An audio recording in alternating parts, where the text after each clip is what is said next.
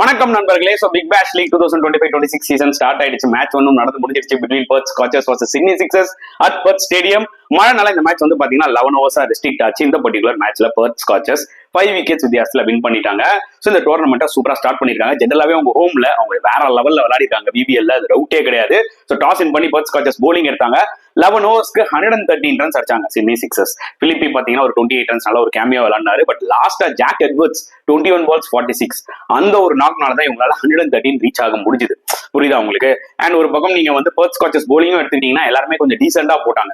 11 overs 113 ஒரு நல்ல score தான். இன்னுமே வந்து பாத்தீங்கன்னா அவங்களோட ஃபீல்டிங்கா இருக்கட்டும், அதுல வந்து ஒரு 10-12 ரன்ஸ் சேவ் பண்ணிருப்பாங்க நான் கண்டிப்பா சொல்லுவேன்.